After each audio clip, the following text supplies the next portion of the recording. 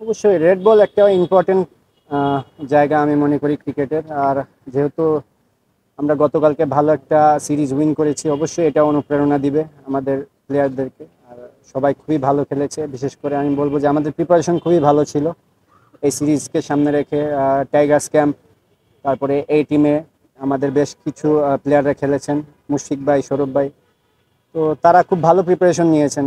যাদেরকে এ টিমে ফেস করছে তাদেরকেই ইন্টারন্যাশনালে যে ফেস করছে, তো তাদের প্রিপারেশনটা ভালো ছিল। আমার মনে হয় যে এই প্রিপারেশনগুলো আমাদেরকে অনেক ভালো কাজে দিয়েছে। অবশ্যই ওনারা দেখেন, ছোটবেলা থেকে সোহেল স্যার, বাবুল স্যার, ওনারা আমাদেরকে অলমোস্ট 15-17 থেকে চিনেন। তো আমাদের খেলার প্যাটার্ন, সবাইকে, প্রত্যেকটা প্লেয়ারের সম্বন্ধে ওনারা খুব ভালো আইডিয়া রাখেন। তো ওনাদের ইম্প্যাক্ট অনেক বেশি।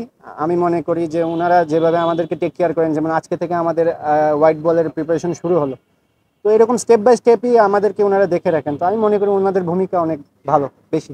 হ্যাঁ, আসলে দেখেন, স্পেসিফিকলি তো কাজ করে, আমরা যতটুকু সময় পাই আমাদের আমাকে নিয়ে যতটুকু পারছে কাজ করছে। আসলে এখানে বিভিন্ন প্লেয়ারদেরকে নিয়েই কাজ করে, তো আমাকে যতটুকু কাজ করছে আমি সেরকম মনোনিবেশ করার চেষ্টা করেছি। না, শান্ত বেসিক্যালি দেখেন, ও এজ এ ক্যাপ্টেন ও কিন্তু ভালো করতেছে, সেটা রেজাল্টই আপনারা দেখতেছেন। তো আমার মনে হয় যে ও ক্যাপ্টেন্সির ভালো দিক, ও রিস্ক নিতে পারে, ও রিস্কটা নেয়। এটা এটা এটা খুবই ভালো। অ্যাজ এ ক্যাপ্টেন আপনি যখন রিস্ক নেবেন, হ্যাঁ ভালো হতে পারে, খারাপ হতে পারে, তো তখন এটা এটা পজিটিভলি যায়।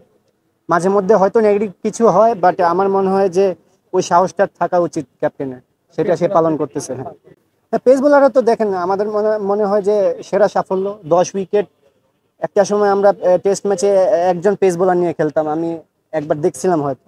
বাট দেখেন আমরা পেস বোলাররা কতটা ইমপ্রুভ করছে যে 10 উইকেট নিতেছে। এটা কিন্তু অনেক বড় একটা অ্যাচিভমেন্ট আমি মনে করি। ইন্ডিয়াতে তো টেস্টও তো দুইটা আছে, দুইটা টেস্ট, এরপর টি-20। হ্যাঁ, আমার মনে হয় যে যেহেতু দুইটা আমরা খুবই ভালো মার্জিনে জিতছি, অবশ্যই এটা মানে টেস্ট ক্রিকেটে এরকম সিরিজ, ডমিনেটিং সিরিজ উইন, এটা যে কোনো টিমকে উজ্জীবিত করবে। আর আমি তো দেখলাম সুরেশ রায়না অনেকেই বলছেন যে বাংলাদেশ সিরিজকে তারা যেন খুব ইম্পর্টেন্স ভাবেই নেয়। তো আমার মনে হয় না তারাও লাইটলি নিবে আমাদেরকে। হ্যাঁ, আপাতত তো আমি লাল বলের জন্য সিলেক্ট হইনি এখন পর্যন্ত। যদি আমার লাল বলে সিলেকশন হয় তা আমি ওরকমই বড় কিছু করার চেষ্টা করব, যেহেতু এই টিমে বড় একটা রান করে আসতে পারছি, আমারও ভালো কনফিডেন্স আছে। হ্যাঁ, টি-20 সিরিজ পরে আমাদের প্রথমত রেড বল। আমার মনে হয় যে সবকিছুই মাইন্ডসেটের উপরে ডিপেন্ড করে। যে আমরা ওইরকম ভাবে প্রিপারেশন নিচ্ছি, যে আমাদের সোহেল স্যার আজকে ওই সেম কথাটাই বললো যে আমাদের ওইরকম, যেহেতু আমাদের টি-20 ম্যাচের জন্য অলমোস্ট 1 মাসের মতো টাইম আছে, তো আমরা এই সময়টা পুরো একটা মাসই আমরা টি-20 সিনারিওতে কাজ করব।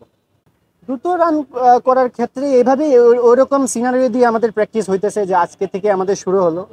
নেক্সট 1 মাস আমাদের এরকম কাজই হবে, যে ভাগ ভাগ করে আমাদেরকে স্পেসিফিকলি কাজ দেওয়া হয়েছে, তো সেই কাজগুলাই হবে। হ্যাঁ হ্যাঁ, এখন থেকে আসলে দেখেন আমরা ব্যাটে বলে টাচে থাকার কারণেই দেখেন আমাদের সামনে কিন্তু ডোমেস্টিক কোনো তেমন একটা খেলা নাই, এনসিএল আছে। এই জন্যই আমাদেরকে এই 1 মাসের এই এই সেট আপটা দেওয়া হয়েছে, যেন আমরা ব্যাটে বলের সাথে থাকতে পারি, অ্যাটলিস্ট আমরা যেন প্র্যাকটিসে, হাই ইন্টেন্সিটি প্র্যাকটিসে থাকতে পারি। এই জন্যই এই ক্যাম্পটা ডাকা। এরকম ফিটনেস, এরকম ব্যাটিং, প্ল্যান্টি অফ ব্যাটিং হইতেছে, এরকম হবে, প্রতিদিনই হবে।